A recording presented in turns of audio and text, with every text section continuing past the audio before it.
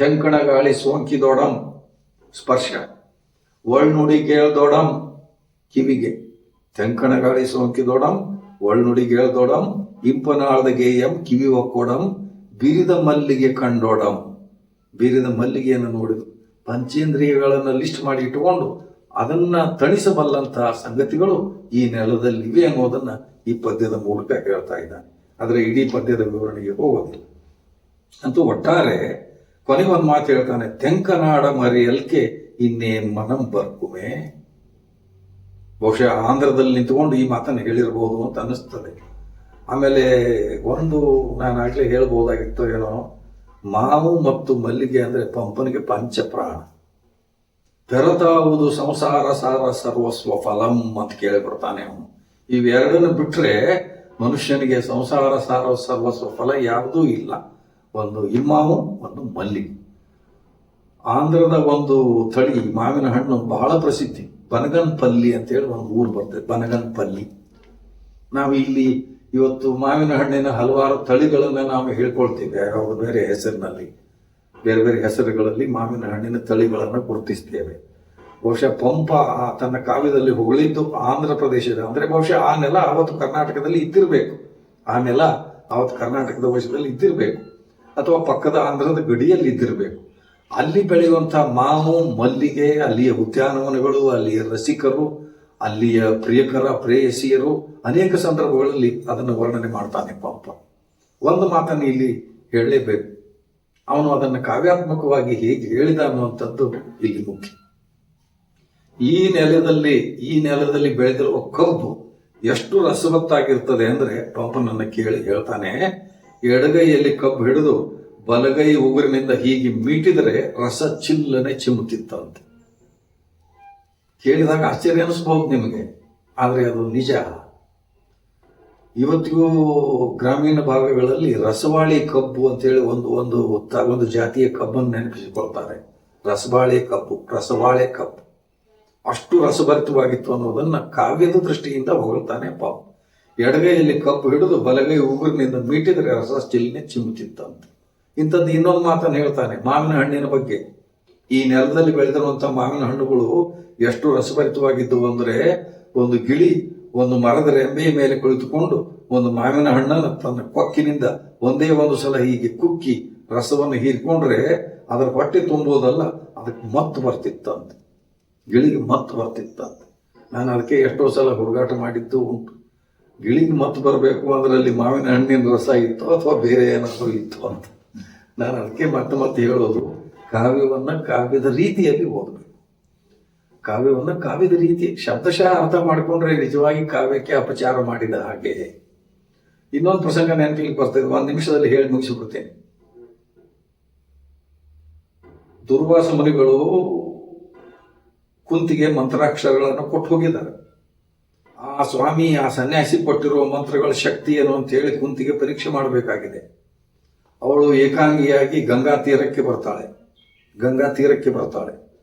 ಆ ದುರ್ವಾಸ ಮುನಿಗಳು ಹೇಳಿದ ಒಬ್ಬ ದೇವತೆಯನ್ನ ಸ್ಮರಣೆ ಮಾಡಿಕೊಂಡು ಮಂತ್ರೋಚ್ಚಾರಣೆ ಮಾಡ್ತಾಳೆ. ಸೂರ್ಯದೇವ ಪ್ರತ್ಯಕ್ಷನಾಗ್ತಾನೆ. ಗಾಬರಿಯಾಗಿ ಬಿಡ್ತಾಳೆ ಕುಂತಿ. ನಾನು ಇನ್ನೂ ಮಂತ್ರ ಹೇಳೋದೇ ಮುಗಿದಿಲ್ಲ, ಸೂರ್ಯದೇವ ಪ್ರತ್ಯಕ್ಷನಾಗಿಬಿಟ್ನಲ್ಲ. ಅಲ್ಲಿ ಪಂಪ ಒಂದು ಮಾತನ್ನು ಹೇಳ್ತಾನೆ, ಅವಳಿಗೆ ಭಯ, ಲಜ್ಜೆ, ನಾಚಿಕೆ, ಲೋಕಾಪವಾದ ಎಲ್ಲ ವಿಷಯಗಳು ಸೇರಿ ಗಾಬರಿಯಿಂದ ಅವಳ ಶರೀರಕ್ಕೆ ಬೆವರು ಸುರಿತಂತೆ ಅವಳ ಶರೀರದಲ್ಲಿ. ಪಂಪ ಅದನ್ನು ಹೇಗೆ ಹೇಳ್ತಾನೆ ಅನ್ನೋದು ನಮಗೆ ಮುಖ್ಯ ಕಾವ್ಯದ ಆಸ್ವಾದದ ದೃಷ್ಟಿಯಿಂದ. ಹಾಗೆ ಸುರಿದ ಬೆವರು ಧಾರಾಕಾರವಾಗಿ ಹರಿದು ಹೋಗಿ ಗಂಗಾ ನದಿ ಕೂಡ್ತಂತೆ. ಗಂಗಾ ನದಿಗೆ ಮಹಾಪೂರ ಬಂತಂತೆ. ಇದನ್ನ ನೀವು ಒಪ್ಪೋದು ಬಿಡೋದು ನಿಮಗೆ ಬಿಟ್ಟು. ಕಾವ್ಯ ಅಂದ್ರೆ ಈಗ ಇರಬೇಕು. ಇರುವುದನ್ನ ಇರುವ ಹಾಗೆ ಹೇಳುವುದು ಶ್ರೇಷ್ಠ ಕಾವ್ಯ ಅಲ್ಲ.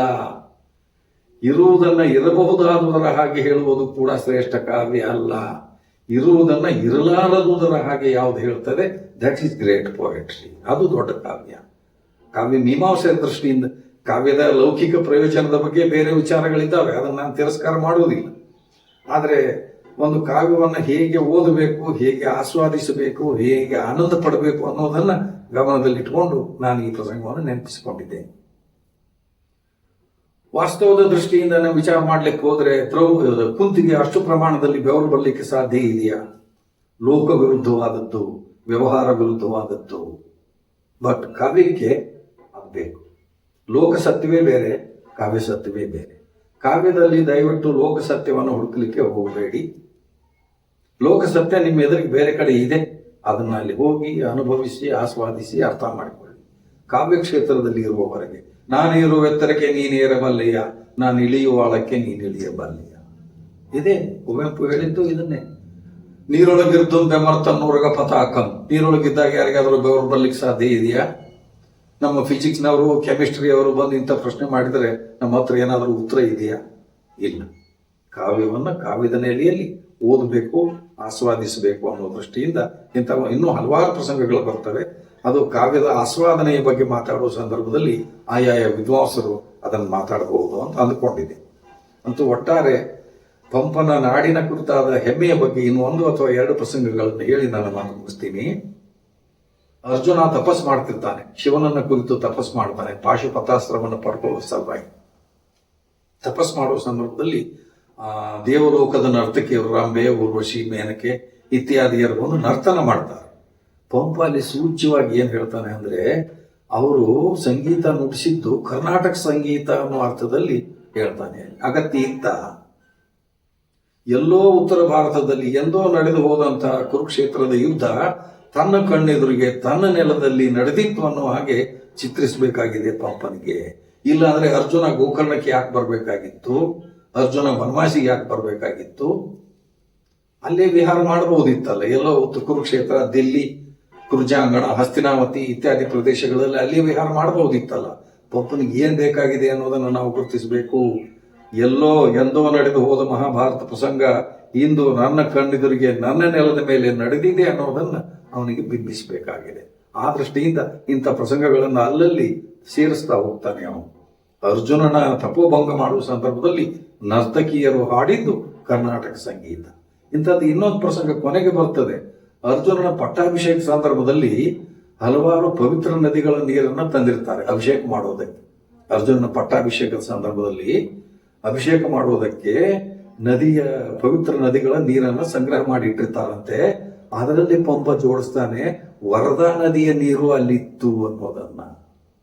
ವ್ಯಾಸರಿಗೆ ವರದಾ ನದಿಯ ಪರಿಚಯ ಇತ್ತ ಅಥವಾ ಬೇಕಾಗಿತ್ತ? ಪಂಪನಿಗೆ ಮಾತ್ರ ಬೇಕಾಗಿದೆ ಅದು. ಅಲ್ಲಿ ಗಂಗಾ, ಯಮುನಾ ಇತ್ಯಾದಿ ಇತ್ಯಾದಿ ನದಿಗಳ ನೀರಿನ ಜೊತೆಗೆ ವರದಾ ನದಿಯ ನೀರನ್ನು ಇಲ್ಲಿ ಇಟ್ಟಿದ್ರು ಅನ್ನುವಂಥ ಮಾತನ್ನ ಪಂಪ ಹೇಳ್ತಾನೆ. ಈ ಎಲ್ಲ ಮಾತುಗಳ ಹಿಂದೆ ಅಡಗಿರುವಂತಹ ಪಂಪನ ಈ ನಾಡು ನುಡಿಯ ಕುರಿತಾದ ಪ್ರೀತಿ, ಹೆಮ್ಮೆ ಇತ್ಯಾದಿಗಳನ್ನ ನಾವು ಗುರುತಿಸಬೇಕು ಅನ್ನುವಂಥದ್ದನ್ನು ಹೇಳುವ ಮೂಲಕ ನಾನು ಇದು ಸಲಹೆ ಅಂತಾದ್ರೂ ತಗೊಳ್ಬಹುದು ಅಥವಾ ಸಾಧ್ಯತೆ ಅಂತಾದ್ರೂ ತಗೊಳ್ಬಹುದು. ಮುಂದಿನ ದಿನಗಳಲ್ಲಿ ಪ್ರೊಫೆಸರ್ ನಾಗಯ್ಯ ಅವರು ಈ ಕೆಲವು ವಿಷಯಗಳ ಬಗ್ಗೆ ಬೇರೆ ಬೇರೆ ಉಪನ್ಯಾಸಗಳನ್ನ ಏರ್ಪಡಿಸಬಹುದು ಅನ್ನುವಂಥದ್ದನ್ನು ಕೂಡ ಒಂದು ಸಣ್ಣ ಪಟ್ಟಿಯನ್ನು ಇಲ್ಲಿ ಕೊಡಲಿಕ್ಕೆ ಬಯಸ್ತೀನಿ. ನಾನು ಪಂಪನ ಭಾಷೆಯ ಬಗ್ಗೆ ಒಂದು ಉಪನ್ಯಾಸವನ್ನು ಏರ್ಪಡಿಸಬಹುದು. ಪಂಪನ ಛಂದಸ್ಸು, ಅಲಂಕಾರ, ಪ್ರತಿಮೆ ಇತ್ಯಾದಿಗಳ ಬಗ್ಗೆ ಒಂದು ಉಪನ್ಯಾಸ. ಆದಿಪುರಾಣದ ಕಥಾವಸ್ತು ಮತ್ತು ರಸಪ್ರಸಂಗಗಳ ಬಗ್ಗೆ ಒಂದು. ವಿಕ್ರಮಾರ್ಜುನ ವಿಜಯದ ಕಥಾವಸ್ತು ಮತ್ತು ರಸಪ್ರಸಂಗಗಳ ಬಗ್ಗೆ ಇನ್ನೊಂದು. ಪಂಪ ಭಾರತದಲ್ಲಿ ಹುದುಗಿದ ಸಾಂಸ್ಕೃತಿಕ ಸಂಗತಿಗಳ ಬಗ್ಗೆ ಇನ್ನೊಂದು. ಆದಿಪುರಾಣದಲ್ಲಿ ಹುದುಗಿರುವ ಜೈನ ಆಗಮಿಕ ಸಂಗತಿಗಳ ಬಗ್ಗೆ ಮತ್ತೊಂದು. ಪಂಪನ ದೇಶಿ ಪ್ರಜ್ಞೆಯ ಬಗ್ಗೆ ಮತ್ತೊಂದು. ಪಂಪನ ಕೃತಿಗಳಲ್ಲಿ ಯುದ್ಧ, ಹಿಂಸೆ, ಅಹಿಂಸೆಯ ನೆಲೆಗಳು ಅನ್ನುವಂಥ ಕುರಿತಾಗಿ ಇನ್ನೊಂದು ಉಪನ್ಯಾಸ. ಇದರ ಜೊತೆಗೆ ಇಡಿಯಾಗಿ ನಾನು ಆರಂಭದಲ್ಲಿ ವ್ಯಕ್ತಪಡಿಸಿದ ನನ್ನ ಅಭಿಪ್ರಾಯಕ್ಕೆ ಪೂರಕವಾಗಿ ಇನ್ನೊಂದು ಮಾತನ್ನು ಹೇಳಬೇಕು. ಬರೀ ಪಂಪನ ಸಾಹಿತ್ಯಕ್ಕೆ ಮಾತ್ರ ಸೀಮಿತಗೊಳಿಸಿಕೊಳ್ಳಲಾರದೆ ಹಳಗನ್ನಡ ಪರಿಸರದ ಶ್ರೇಷ್ಠ ಕವಿಗಳ ಇತರ ಕೃತಿಗಳ ಬಗ್ಗೆ ಕೂಡ ಒಂದೊಂದು ವಿಶೇಷ ಉಪನ್ಯಾಸವನ್ನು ಏರ್ಪಡಿಸಿದರೆ ಒಟ್ಟು ಇಡೀ ಹಳಗನ್ನಡ ಕ್ಷೇತ್ರದ ಪರಿಚಯ ಮಾಡಿಕೊಟ್ಟಂತೆ ಆದೀತು ಅನ್ನುವಂಥ ಭಾವನೆ ನಾನು. ಉದಾಹರಣೆಗೆ ರನ್ನ, ಪೊನ್ನ, ಚೆನ್ನ, ನಾಗಚಂದ್ರ ಇವ್ರ ಬಗ್ಗೆ ಕೂಡ ಒಂದು ನೆನಪಿಸಿಕೊಡ್ತೇನೆ. ಪ್ರೊಫೆಸರ್ ನಾಗಯ್ಯ ಅವರಿಗೆ ಇತ್ತೀಚೆಗೆ ಧಾರವಾಡದ ಕರ್ನಾಟಕ ವಿದ್ಯಾವರ್ಧಕ ಸಂಘದವರು ವೆಂಕಟೇಶ್ ಮಾಚಕ್ನೂರ್ ಅನ್ನುವಂಥ ಒಬ್ಬ ವಿದ್ವಾಂಸರ ನೇತೃತ್ವದಲ್ಲಿ ಒಂದು ಹಳೆಗನ್ನಡ ಸಾಹಿತ್ಯದ ರಸಗ್ರಹಣ ಅನ್ನುವಂಥ ಒಂದು ವಿಶೇಷವಾದ ಕಾರ್ಯಕ್ರಮವನ್ನು ಆಯೋಜನೆ ಮಾಡಿದ್ರು. ಸುಮಾರು 20-21 ಕೃತಿಗಳ ಬಗ್ಗೆ 20-21 ವಿದ್ವಾಂಸರ ಮೂಲಕ ಉಪನ್ಯಾಸಗಳನ್ನು ಅವರು ಏರ್ಪಡಿಸಿದ್ರು. ಒಬ್ಬರು ಪಂಪ, ಇನ್ನೊಬ್ಬರು ರನ್ನ, ಮತ್ತೊಬ್ಬರು ಚೆನ್ನ, ಮತ್ತೊಬ್ಬರು ನಾಗಚಂದ್ರ, ಮತ್ತೊಬ್ಬರು ರಾಘವಾಂಕ, ಮತ್ತೊಬ್ಬರು ಹರಿಹರ, ಹೀಗೆ ಬೇರೆ ಬೇರೆ ಕವಿಗಳ ಬಗ್ಗೆ ಕೂಡ ಉಪನ್ಯಾಸಗಳನ್ನು ಏರ್ಪಡಿಸುವುದರಿಂದ ಒಟ್ಟು ಹಳೆಗನ್ನಡ ಸಾಹಿತ್ಯ ಕ್ಷೇತ್ರದ ಅದರ ಮಹತ್ವ, ಅದರ ಸೊಗಸು, ಅದರ ಪ್ರಯೋಜನ ಇವೆಲ್ಲ ನಮ್ಮ ಕೇಳುಗರಿಗೆ, ನಮ್ಮ ಓದುಗರಿಗೆ, ನಮ್ಮ ಸಾಹಿತ್ಯಾಸಕ್ತರಿಗೆ ತಲುಪಬಹುದು ಅನ್ನೋ ಉದ್ದೇಶದಿಂದ ಈ ಮಾತನ್ನು ಹೇಳ್ತಾ ಇದ್ದೇನೆ. ಈ ನಿಮ್ಮ ಆದಿಕವಿ ಪಂಪ ಅಧ್ಯಯನ ಪೀಠದ ಉದ್ಘಾಟನೆಯ ಸಂದರ್ಭದಲ್ಲಿ ನಾಡಿನ ಹಿರಿಯ ವಿದ್ವಾಂಸರಾದ ಪ್ರೊಫೆಸರ್ ರಂಪಾನ ಅವರ ಎದುರಿನಲ್ಲಿ ಮೊದಲನೇ ಉಪನ್ಯಾಸ ರೂಪದಲ್ಲಿ ನನ್ನನ್ನು ಇಲ್ಲಿ ಆಮಂತ್ರಣ ಮಾಡಿ ನನ್ನ ಕೆಲವು ವಿಚಾರಗಳನ್ನು ಹಂಚಿಕೊಳ್ಳುವುದಕ್ಕೆ ಅವಕಾಶ ಮಾಡಿಕೊಟ್ಟಿರುವಂತಹ ತಮಗೆ ಮತ್ತು ತಾಳ್ಮೆಯಿಂದ ಕೇಳ್ತಾ ಇರುವಂತಹ ಎಲ್ಲ ಸಾಹಿತ್ಯಾಸಕ್ತರಿಗೆ ನನ್ನ ನಮಸ್ಕಾರಗಳನ್ನು ತಿಳಿಸಿ ನನ್ನ ಮಾತುಗಳನ್ನು ಮುಗಿಸ್ತಾ ಇದ್ದೇನೆ. ಇದುವರೆಗೆ ಡಾಕ್ಟರ್ ಶಾಂತಿನಾಥ್ ದಿಬ್ಬದ ಅವರಿಂದ ಪಂಪ ಸಾಹಿತ್ಯ ಪ್ರವೇಶ ವಿಷಯ ಕುರಿತು ವಿದ್ವತ್ಪೂರ್ಣವಾದ ಉಪನ್ಯಾಸವನ್ನ ನೀವು ಕೇಳಿದಿರಿ. ಈ ಒಂದು ಉಪನ್ಯಾಸವನ್ನು ನೀಡಿದ ವಿದ್ವಾಂಸರಾದ ಡಾಕ್ಟರ್ ಶಾಂತಿನಾಥ್ ದಿಬ್ಬದ ಅವರಿಗೆ ಆದಿಕವಿ ಪಂಪ ಅಧ್ಯಯನ ಪೀಠದ ಪರವಾಗಿ ಕೃತಜ್ಞತೆಗಳನ್ನ ಸಲ್ಲಿಸ್ತಾ ಇದ್ದೇನೆ.